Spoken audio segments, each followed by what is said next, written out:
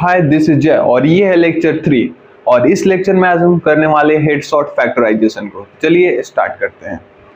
अब पहले हम इसे कैसे करते थे, 6p को पहले फैक्टराइज करते थे। 6 को 2 इंटू 3 p है तो इंटू p, क्लियर है। और 12q को कैसे करते थे, 2 2 4 3 12, 12 का फैक्टराइजेशन 2 इंटू 3 और q है तो इंटू q। ऐसा फैक्टराइजेशन को हम इसके सामने लिख देते थे 2 इंटू 3 इंटू p। ये हो गया 6p, माइनस है, माइनस का साइन। 12q को हम लिखते थे 2 इंटू 3 तो 2 इंटू 2 इंटू 3 इंटू q। ऐसा कुछ करते थे हम पीछे वाले लेक्चर में फैक्टराइजेशन। अब यहाँ पे हम देखते थे कि इन दोनों बॉक्स में कुछ कॉमन है क्या। यहाँ पे 2 है, यहाँ पे 2 है, यहाँ पे 3 है, यहाँ पे 3 है, और कुछ कॉमन है नहीं। तो जो कॉमन रहता था उसे हम ब्रैकेट के बाहर निकाल लेते थे 2 इंटू 3। अंदर में 2 इंटू 3 निकाले तो अंदर में सिर्फ p बचेगा तो p लिख देते थे, माइनस का साइन। अब यहाँ से 2 3 कॉमन है तो 2 इंटू 3 को बाहर निकाले, ब्रैकेट के अंदर क्या बचेगा, 2 और 3 को निकाल लिया जाए तो ब्रैकेट के अंदर 2 और ये q बचेगा तो 2 इंटू q। अब यहाँ पे ऐसे कर्ली ब्रैकेट बना दीजिए, ऐसे ही करते थे हम। अब इसके अंदर कुछ कॉमन दिख रहा है क्या, इसके अंदर कुछ कॉमन दिख रहा है। इस वाले ब्रैकेट, ये इस वाले ब्रैकेट और इस वाले ब्रैकेट में कुछ कॉमन दिख रहा है क्या। बाहर में है 2 इंटू 3, बाहर में है 2 इंटू 3, ब्रैकेट के अंदर में है p, ब्रैकेट के अंदर में है 2 इंटू q। हाँ, बाहर में 2 इंटू 3 कॉमन दिख रहा है, ये 2 इंटू 3 2 इंटू 3, तो बाहर में हम लिख लेते थे 2 इंटू 3, ठीक है। अब कर्ली ब्रैकेट के अंदर क्या बचेगा, 2 इंटू 3 बाहर निकालिए तो कर्ली ब्रैकेट के अंदर में यहाँ पे p बचेगा तो p, माइनस का साइन, माइनस का साइन। 2 इंटू 3 बाहर निकालिए तो यहाँ पे बचेगा 2 इंटू q, 2 इंटू q हमारा 2q हो जाएगा। और ये हो गया हमारा 6, 2 इंटू 3 6, और इधर है p माइनस का 2q, ठीक है। इसको हम बोलते थे कि हम फैक्टराइज कर लिए। ये बिल्कुल दूध भात सा मेथड है, बच्चों वाला मेथड है, ऐसे हम किया करते थे। लेकिन अब हम इसे बहुत ही आसान तरीके से करने वाले हैं। यहाँ पे देखिए 6p माइनस का 12q, ये है हमारे पास क्वेश्चन, इसको फैक्टराइज करना है तो बिल्कुल आराम से। इधर देखिए 6 और 12 का HCF कितना आएगा, 6 और 12 का HCF निकाल लेते हैं पहले। HCF ऑफ 6 एंड 12, 6 और 12 का HCF निकाल लेते हैं। 3 से 6 2 टाइम में, 3 से 12 4 टाइम में। अब कोई ऐसा नंबर है जो 2 और 4 दोनों को डिवाइड करेगा, हाँ 2 है तो 2 से डिवाइड कर देते हैं 1 टाइम में, 2 से 2 टाइम में। अब कोई ऐसा नंबर जो 1 2 दोनों को डिवाइड करेगा नहीं है, तो ये हमारा HCF होगा 3 इंटू 2 जो कि होगा 6। HCF हमारे पास 6 और 12 का 6 आ चुका है, यहाँ तक ठीक हो गया। अब वेरिएबल में देखिए, वेरिएबल p है, वेरिएबल q है, p और q में कुछ कॉमन है नहीं है, तो HCF हमारे पास 6 आ चुका है यहाँ पे, क्लियर है। इसको मिटा दिया थोड़ा सा। अब इस 6 HCF से यहाँ पे GCD से बोल देते हैं, ग्रेटेस्ट कॉमन डिवाइस है, एक ऐसा नंबर जो दोनों को डिवाइड कर दे, सबसे बड़ा नंबर। हमारे पास GCD 6 आ चुका है। अब इस GCD से इसको डिवाइड कर देते हैं, 6p माइनस का 12q अपॉन में 6। फैक्ट यहाँ पे हमारे पास डिवीजन आ गया, 6p अपॉन में 6 माइनस 12q अपॉन में 6। ऐसे स्प्लिट कर सकते हैं क्योंकि हमने पीछे अलजेब्रिक एक्सप्रेशन में डिवीजन सीखा था। 6 से 6 1 टाइम में कैंसल आउट हो जाएगा, 6 से 12 2 टाइम में कैंसल आउट हो जाएगा। ऊपर क्या बचा, ऊपर में हमारे पास यहाँ पे 1p बचा है जिसे हम p बोलते हैं, यहाँ पे 2q बचा है तो माइनस का 2q ये बचा। यहाँ तक हो गया, कोई दिक्कत नहीं है। अब आपने GCD क्या लिखा था, उस GCD को एक ब्रैकेट में और दूसरा जो हमारे पास आया p माइनस 2q कोसेंट, ये हो गया हमारा इसका फैक्टराइजेशन आंसर। ये बहुत ही आसान है। पहले हमने क्या किया, 6 और 12 का HCF निकाला, HCF 6 आ गया। अब हमने देखा कि वेरिएबल p और q में कुछ कॉमन है क्या, कुछ कॉमन नहीं था, तो हमने बोला ग्रेटेस्ट कॉमन डिवाइजर 6 है। जब ग्रेटेस्ट कॉमन डिवाइजर 6 है तो 6 से इन दोनों को डिवाइड कर दिया, 6p माइनस का 12q अपॉन में 6। 6p को 6 से डिवाइड करेंगे p बचेगा, 12q को 6 से डिवाइड करेंगे 2q बचेगा, p माइनस 2q हमारा क्वोशेंट बचा और ग्रेटेस्ट कॉमन डिवाइजर 6 था तो 6 इंटू p माइनस का 2q, ये हो गया फैक्टराइजेशन। यहाँ पे ये कंप्लीट, इतना लंबा लेंदी स्टेप नहीं करना है, ये समझाने के लिए इतना लंबा था, लेकिन ये बहुत ही आसानी से हो जाता है, ये आपके मन में यहाँ तक हो जाएंगे। बस आपको देखना पड़ेगा कि यहाँ पे 6p 12q कुछ कॉमन है क्या, हाँ 6 से ये डिवाइड होगा, 6 से ये डिवाइड होगा। तो आप ऐसे भी लिख सकते हो इसे, 6 और 6 से इसको डिवाइड करेंगे या 6 यहाँ से निकाल लिए तो p बचेगा, इसको 6 से डिवाइड करेंगे तो 2 बचेगा, 2q। बस एक लाइन में आपका आंसर आ गया। चलिए नेक्स्ट क्वेश्चन पे चलते हैं और इस वाले मेथड से करेंगे, इस वाले साइड वाले मेथड से। दिख रहा है अब? ऐसे ही आ चुके हैं हमारे पास कुछ और क्वेश्चन। क्वेश्चन नंबर बी क्या है? 7x माइनस का 42। सबसे पहले हम HCF निकालेंगे, जो नंबर हमें दिख रहा है HCF ऑफ 7, 42।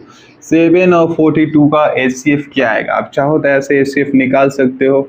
7 के टेबल में 7 1 टाइम में, 42 6 टाइम में। अब कुछ कॉमन है क्या? एक ऐसा नंबर जो इन दोनों को डिवाइड करे?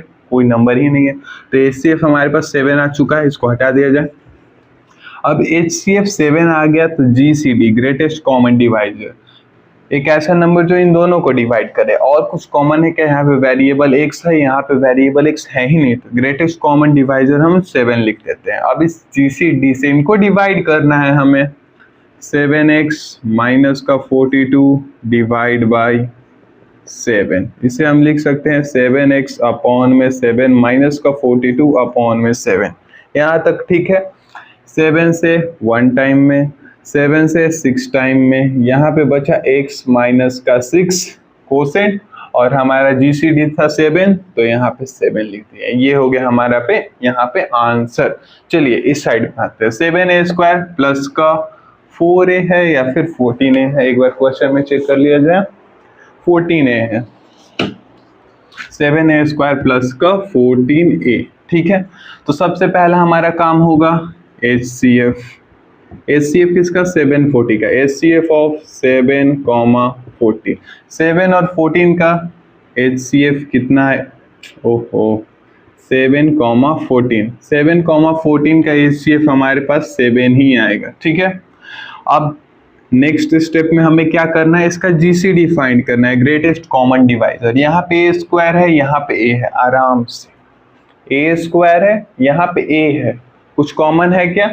ऐसे आप देख लो, 7 इंटू A प्लस का 14 इंटू A। कुछ कॉमन है क्या? यहाँ पे भी A है, यहाँ पे भी A है। हाँ, A है। तो GCD में हम ले लेते हैं 7A, ठीक है।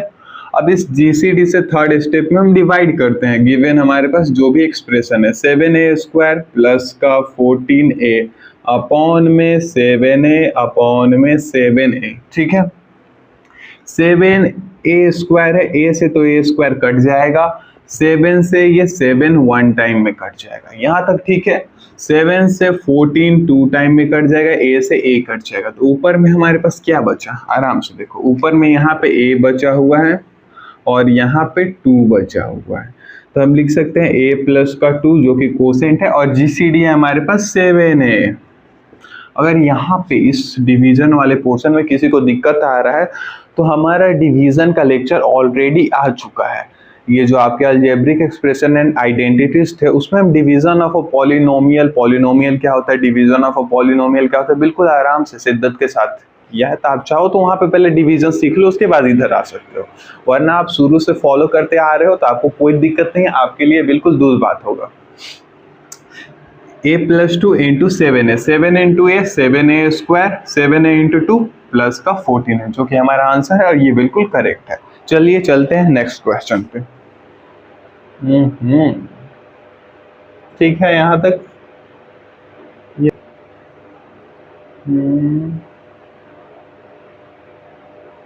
यहाँ से ठीक दिख रहा है? हाँ, तो हमारे पास आ चुके हैं कुछ और। नेक्स्ट क्वेश्चन क्या है? 20l² m plus 30 ALM। ऐसा कुछ देखना नहीं है हमें। पहला स्टेप में क्या करना है? HCF निकालना है। पहला स्टेप में HCF किसका निकालना है? 20 का 30 का, जो हमें नंबर दिख रहे हैं। तो HCF ऑफ 20, 30, 20 और 30 का HCF कितना आएगा? निकाल लेते हैं, कोई दिक्कत नहीं है। 20 और 30, टिल्ट तो नीचे नहीं हुआ, या हो गया? ये धीरे धीरे टिल्ट होता जा रहा है, 1 मिनट। ठीक हो गया, अब नहीं होगा टिल्ट।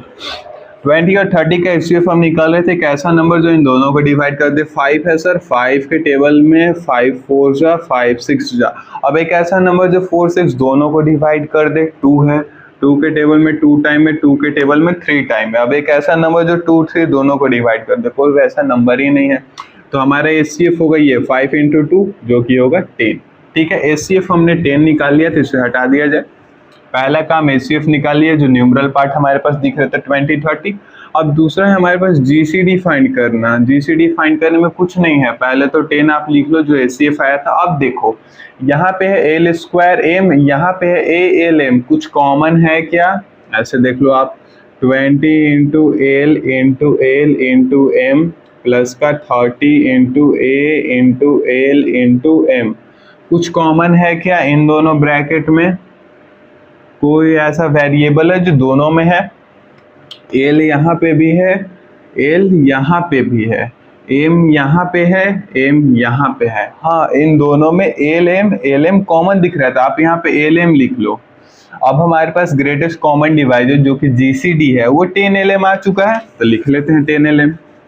अब इसके बाद थर्ड स्टेप में हमें क्या करना है? आराम से डिवाइड करना है। 20L² प्लस का 30ALM, इसको डिवाइड करना है GCD से, जो कि हमारा आया है 10LM।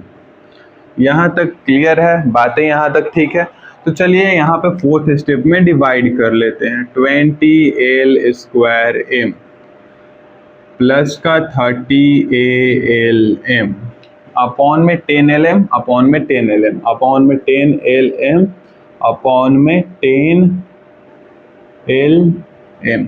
ठीक है, 10 के टेबल में 20 2 टाइम में आता है, तो ऊपर हमने 2 लिख लिया। L से L² कैंसिल हो जाएगा और M से M कैंसिल हो जाएगा। यहाँ तक ठीक है? 10 से 33 टाइम में L से L कैंसिल, M से M कैंसिल। ऊपर में क्या बचा आप आराम से देखने की कोशिश करो। ऊपर में हमारे पास 2 बचा है और L बचा है। ठीक है, L² कट चुका है, इधर 3 बचा है और A बचा है। तो हम लिख लेते हैं इसे साइड में, इधर आपको दिख रहा होगा 2L प्लस का 3A, ये हमारे पास कोसेंट आया है। यहाँ तक क्लियर है बात? यहाँ तक दिख भी रहा है, क्लियर भी है? ठीक है, 12 प्लस का 3A।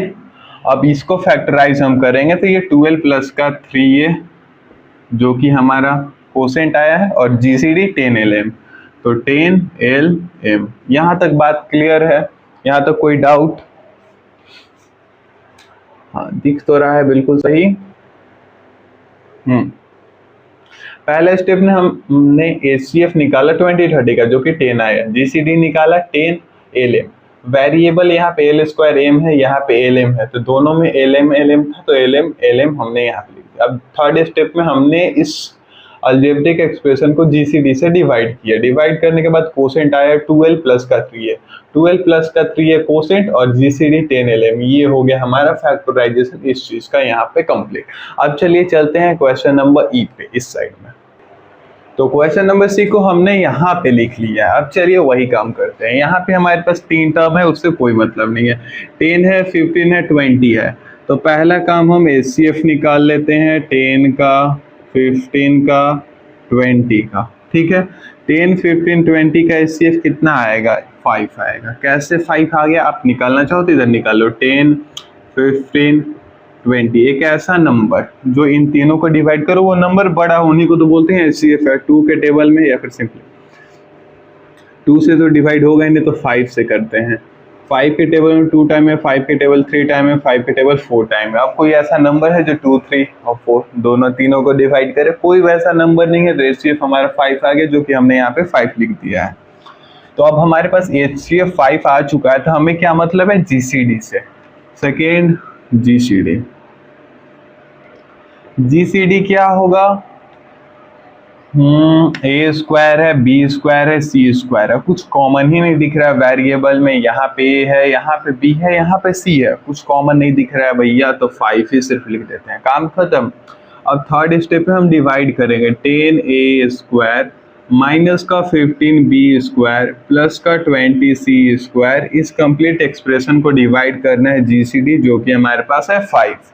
तो फोर्थ स्टेप में हम कर लेते हैं यहाँ पे डिवीजन। ये है 10A² माइनस का 15B² प्लस का 20C²। अब ये 5 हर एक के नीचे में आ जाएगा, 5 5 5, ठीक है।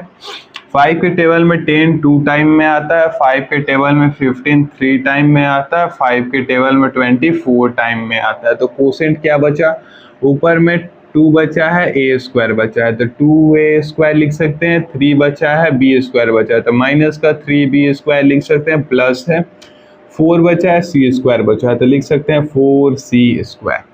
ये आ गया कोसेंट, इधर बगल में हम लिख देते हैं GCD, और ये हो गया फैक्टराइजेशन हमारा कंप्लीट इस क्वेश्चन का। बस 4 स्टेप हमें करने हैं। पहले HCF निकालना है, HCF निकालने के बाद हमें GCD निकालना है। GCD में क्या करेंगे, HCF तो लिखेंगे, साथ में देखेंगे variable a square b square c square में कुछ कॉमन है क्या, कुछ कॉमन रहेगा तो लिख देंगे, नहीं रहेगा तो सिंपलीफाई हमारा GCD हो गया। इसके बाद थर्ड स्टेप में हमें डिवीजन करना है। डिवीजन यहाँ पे फोर्थ में हमने स्प्लिट कर दिया है 5 को हर एक के डिनोमिनेटर में और डिवाइड कर दिया, बचा 2a स्क्वायर माइनस का 3b स्क्वायर प्लस का 4c स्क्वायर। ये हो गया हमारा कोसेंट, अब बगल में GCD लिख दिया, यहाँ पे आंसर हमारा कंप्लीट हो गया। नेक्स्ट क्वेश्चन पे चला जाए। ये है इसका लास्ट क्वेश्चन, इसके बाद हम ग्रुपिंग वाला करने वाले हैं। सबसे पहला काम हमारा आता है HCF निकाल लेने का। क्वेश्चन में ज़्यादा कुछ दिमाग लगाना है नहीं, फैक्टराइजेशन है तो 4 है 4 है 4 है, माइनस अभी छोड़ दीजिए, क्यों बाद में समझेंगे। 4, 4, 4, इनका HCF क्या आएगा, 4 ही आएगा। नेक्स्ट स्टेप में हमें क्या करना है, GCD निकालना है। GCD निकालने के लिए 4 तो लिखेंगे, साथ में a स्क्वायर AB और यहाँ पे है CA, इधर देखो आप a स्क्वायर AB CA, कुछ कॉमन है क्या, यहाँ पे भी a है, यहाँ पे भी a है, यहाँ पे भी a है, तीनों में a कॉमन है तो आप आंख बंद करके लिख दो a।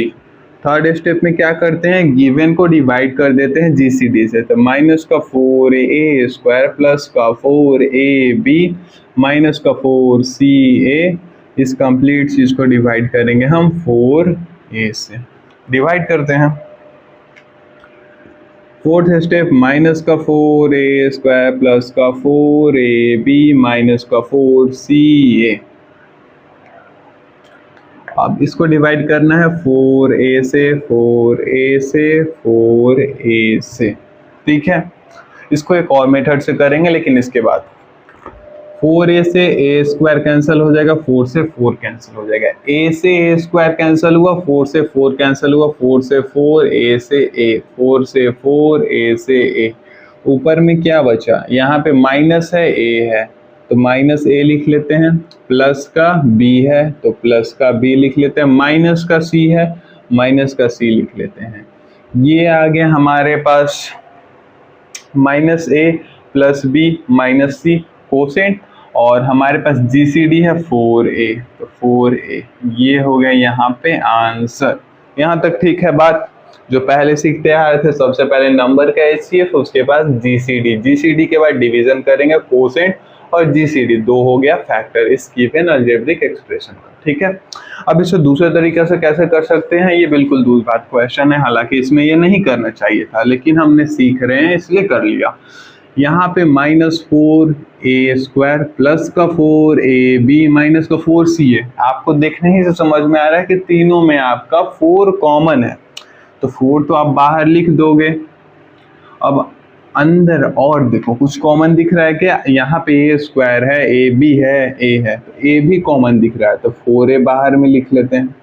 अब 4a यहाँ से निकाल दिए, ऐसा समझो ये आपका है माइनस का 4a इंटू a, अब इसमें से आप 4a निकाल दोगे तो आपका अंदर में क्या बचेगा, माइनस a बचेगा, तो माइनस a हमने लिख दिया।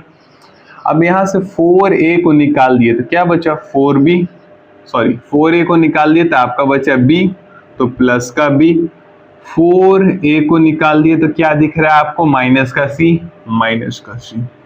यहाँ पे भी हो सकता है ऐसे, आप चाहो ऐसे करो, आप फ्लुएंट हो जाओगे तो आपको इतना जरूरत ही नहीं पड़ेगी, आप डायरेक्ट इससे इस पे स्विच कर जाओगे। चलिए ग्रुपिंग वाले पे चला जाए नेक्स्ट। तो आपके पास आ चुका है ग्रुपिंग का फर्स्ट क्वेश्चन। कैसे पहचानना है कि ग्रुपिंग का क्वेश्चन होगा, क्योंकि यहाँ पे 4 टर्म होंगे, 1 2 3 4। अब 4 टर्म आए हैं तो हम चारों में या तो कॉमन देख लो या तो किसी दो का ग्रुपिंग करके उनमें कॉमन देख लो। हालांकि ये तो दूध बात क्वेश्चन है तो इसमें हम जैसे चाहें वैसे कर सकते हैं। X square Y plus X Y, X square plus का एक्स वाई, इनका ग्रुपिंग कर दिया है, प्लस है प्लस लिख लेते हैं 8x प्लस का 8y, इनका ग्रुपिंग कर लिया, दो का ग्रुपिंग कर लिया। पहला काम तो ग्रुपिंग करना है। अब एक और चीज अगर आप यहाँ पे समझ पाओ तो समझने की कोशिश करो बस। एक्स स्क्वायर प्लस का एक्स वाई, इनमें कॉमन क्या है? एक्स है, यानी इनका जो भी HCF होगा या फिर ग्रेटेस्ट कॉमन डिवाइजर होगा, GCD या HCF of x square plus का एक्स वाई, ये आपका 1 नहीं होना चाहिए। 1 नहीं होना चाहिए मतलब कि सिर्फ 1 नहीं होना चाहिए। 1x है, 1p है, 1y है, कुछ भी हो, 2 है, 3 है, 4 है, 5 है, चलेगा, बस 1 नहीं होना चाहिए। GCD या फिर HCF दोनों में से कुछ नहीं 1 हो। HCF 1 हो जाए चलेगा, लेकिन GCD कभी भी 1 नहीं होना चाहिए कि GCD of the x square plus का एक्स वाई नेवर 1। यहाँ पे आप देखो इन दोनों में कॉमन x है तो इनका जो GCD है, इस टर्म का जो GCD है वो हमारे पास x है। GCD ग्रेटेस्ट कॉमन डिवाइजर, एक ऐसा नंबर जो दोनों में मतलब दोनों को डिवाइड कर दे वो नंबर सबसे बड़ा हो, इसको GCD बोल रहे हैं, बात खत्म। एक्स स्क्वायर और एक्स वाई, GCD हमारे पास x है। इधर देखो आप 8x प्लस का 8y, यहाँ पे तो हमारा GCD यहाँ पे हमारा GCD ऑफ 8x प्लस का 8y, ये हमारे पास 8 है, 1 नहीं है, चलेगा। ये नोट करके आप लिख लो कि GCD ऑफ ईच पेयर या group not equal to 1, greatest common divisor 1 नहीं होना चाहिए। क्यों? आगे क्वेश्चन में समझ में आएंगे, अब आप यहाँ पे करना पहले सीख लो। एक्स स्क्वायर प्लस का एक्स वाई कॉमन क्या है? x है तो बाहर में x निकाल लो, अंदर में क्या बचेगा? यहाँ पे 2x था, x इंटू एक्स, 1x बचेगा। यहाँ पे 1x चला गया तो y बचेगा, ठीक है। यहाँ पे 8x प्लस का 8y कॉमन क्या है? 8 दिख रहा है भैया, इसमें भी कॉमन क्या आप निकालोगे? 8x प्लस वाई, ठीक है, कर्ली ब्रैकेट में डाल दो इसे आप। अब आप देखने की कोशिश करो कि यहाँ पे ऐसे बड़े वाले बॉक्स में बंद, बड़े वाले बॉक्स में बंद, ठीक है। इस वाले बड़े बॉक्स और इस वाले बड़े बॉक्स में कुछ कॉमन है क्या? ब्रैकेट के बाहर x है, ब्रैकेट के बाहर 8 है, नहीं। ब्रैकेट के अंदर x प्लस वाई है, ब्रैकेट के अंदर x प्लस वाई है, हाँ x प्लस वाई है, तो इसे निकाल लो। कर्ली ब्रैकेट के बाहर x plus Y, curly bracket से बाहर आ गया, अंदर क्या बचेगा? x बचेगा। x प्लस वाई को बाहर निकाला तो अंदर x बचा, प्लस का साइन, प्लस का साइन। x प्लस वाई को खींचकर बाहर निकाल लिया तो यहाँ क्या बचा? 8 बचा, 8 हो गया आपका फैक्टराइजेशन। ये है आपका आंसर। यहाँ तक बात समझ में आया कि हमने क्या किया? ग्रुपिंग किया। दूध भात क्वेश्चन था तो कैसे भी ग्रुपिंग करो, कोई फर्क नहीं पड़ने वाला। एक्स स्क्वायर प्लस का एक्स वाई, एक्स कॉमन है, अंदर में एक्स प्लस वाई बचेगा। 8x प्लस का 8y, 8 कॉमन है, अंदर में एक्स प्लस वाई बचेगा। अब इस वाले में कॉमन x प्लस वाई था तो कर्ली ब्रैकेट के बाहर x प्लस वाई निकाल लिया, कर्ली ब्रैकेट के अंदर x प्लस 8। एक फैक्टर यानी एक अलजेब्रिक एक्सप्रेशन था, इसे 2 एक्सप्रेशन में बदल दिया, काम खत्म हो गया। तो इसी के साथ आपका ये लेक्चर खत्म होता है। नेक्स्ट लेक्चर में हम फैक्टराइजेशन बाय ग्रुपिंग मेथड से करने वाले हैं। कैसा लगे ये मेथड आप नीचे कमेंट में बताना। पसंद आए तो दोस्तों में भी इस वीडियो को शेयर करें, चैनल को लाइक करें, चैनल को सब्सक्राइब करें and bye. Thanks for watching.